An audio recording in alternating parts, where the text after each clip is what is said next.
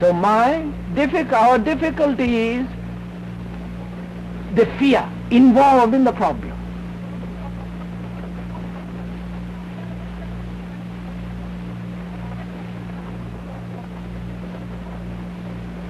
So if we put the question whether it is necessary or not, one receives a false answer. But if one can look at it differently, which is, a problem demands attention, not distraction through fear.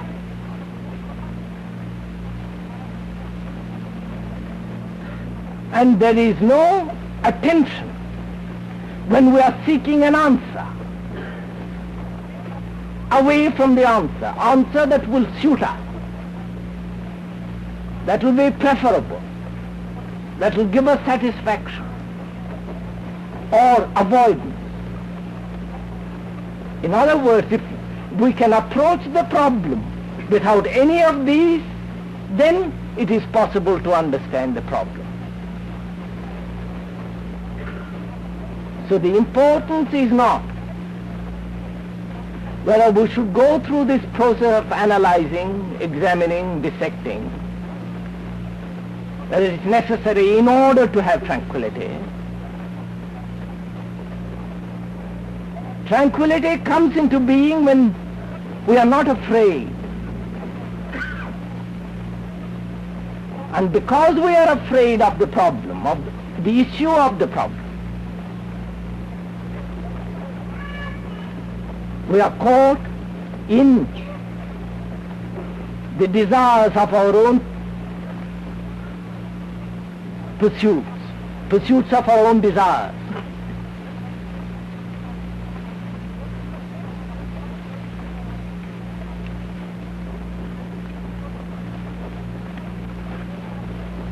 I no longer suppress my thoughts, and am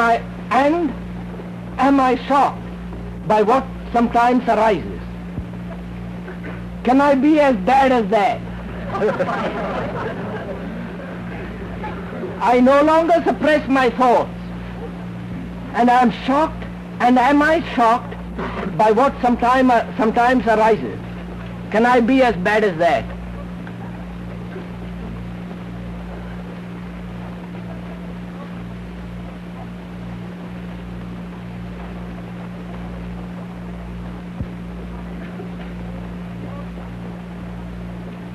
It is good to be shocked, isn't it?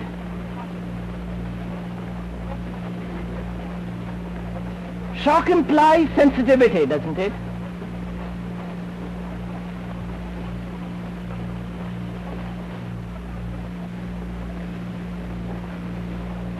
But if you are not shocked, if you are merely say, there is a certain thing which I do not like, I am going to discipline it, change it, then you are shock-proof, are you not?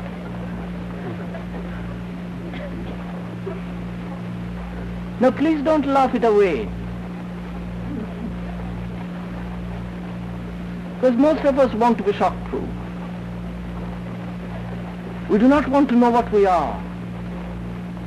That's why we have learned to suppress, to discipline, to destroy the neighbor and ourselves, the far country and ourselves.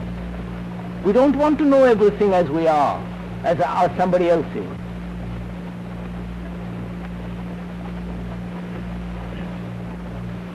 So to discover oneself as one is a shocking thing. And it should be, because we want it to be different. We like to think ourselves, picture ourselves as being beautiful or noble or this or that, which is all a resistance. Our virtue has become merely resistance. Therefore it's no longer virtue. But to be sensitive to what one is requires a certain spontaneity. And in that spontaneity one discovers. But if you have suppressed, disciplined your force feelings so completely that there is no spontaneity, then there is no possibility of discovering anything. And I am not at all sure that's not what most of us want. To become inwardly dead. It's easier to live that way. To give ourselves to an idea, to a belief, to an organization, to service and God knows what else, and function automatically. It's much easier.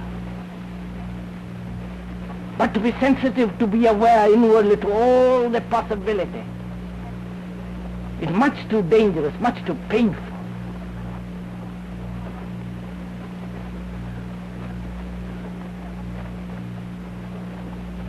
And we use a respectable way of dulling ourselves.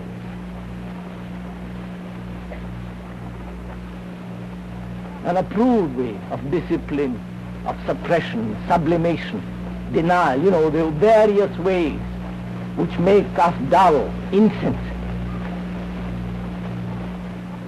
Now when one discovers what one is, which as the questioner says bad, what will you do with it? Before you have suppressed and therefore never discovered. Now you no longer suppress and you discover that's what you are. Then what is the next response? Surely that's much more important. How you deal with it, how you approach it.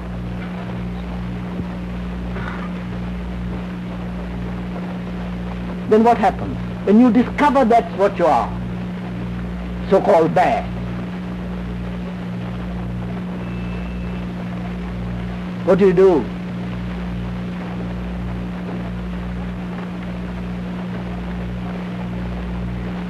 Moment you discover, your mind is already at work on it, isn't it? Haven't you noticed it? I discover that I am mean. It's a shock to me. What do?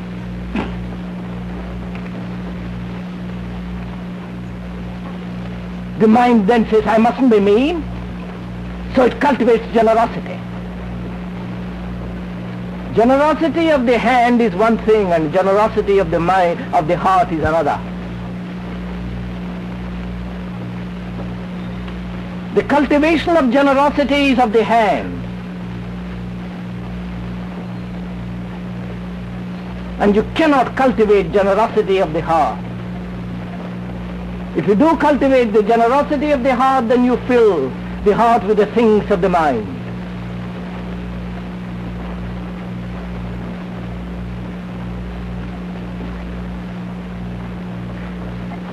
So what do we do when we discover certain things that are not generous?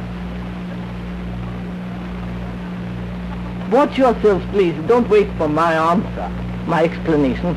Look at it and experience it as we go along together.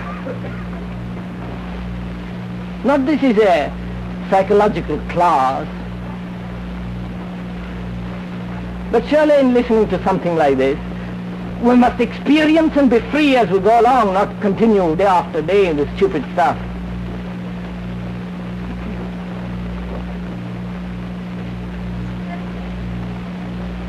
So what do? The instinctive response is either to justify or to deny, which is to make ourselves insensitive. But to see it as it is, that I am me, and stop there.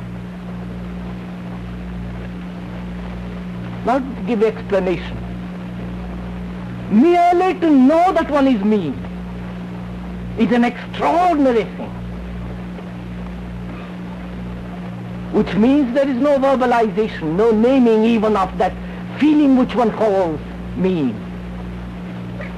If one is really stops there, put a full stop there, then you will see there is an extraordinary transformation.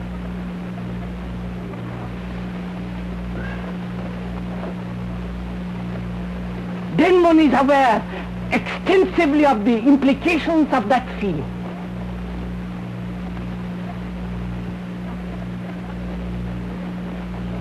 Then you don't have to do a thing with regard to that feeling. Because when you don't name a thing, it withers away. You experiment with it and you will find out what extraordinary quality of awareness comes into being when you are not naming or justifying but merely looking. Silent observation of that fact that you are not generous or that you are mean. I'm only using that word generous, mean for communication. The word is not the thing. So don't be carried away by the word, but look at the thing.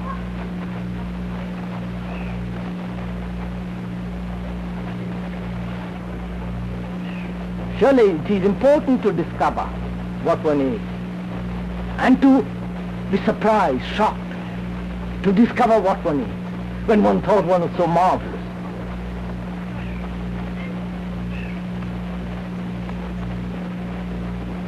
That's all romantic and idiotic and stupid to think one is this. So when one puts all that aside and merely looks at what is, which needs extraordinary alertness, not courage, no virtue,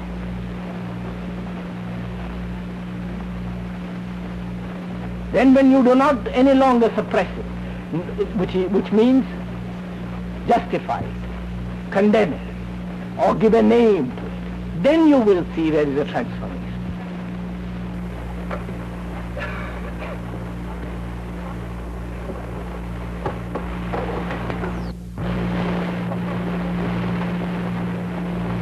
What is it that determines the duration between the perception of one's thought feeling and the modification or complete permanent disappearance of the condition perceived? In other words, what is it that certain understandable, undesirable conditions in oneself do not vanish as soon as they are observed? What is it that determines the duration between the perception of one's thought feeling and the modification or complete permanent disappearance of the condition perceived? In other words, what is it that certain undesirable conditions in oneself do not vanish as soon as they are observed?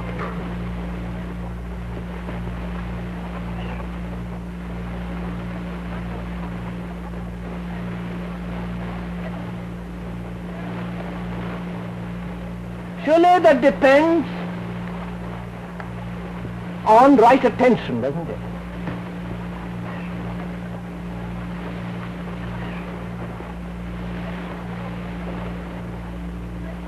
When one perceives an undesirable quality, I'm using this word merely to communicate. I'm not giving it any significance.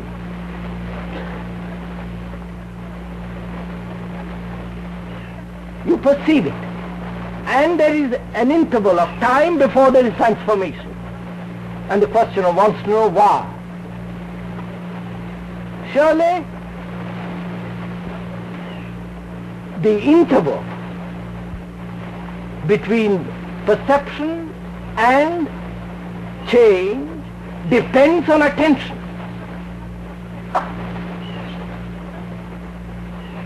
Is there an attention? If I am merely resisting that, if I am condemning it or justifying it,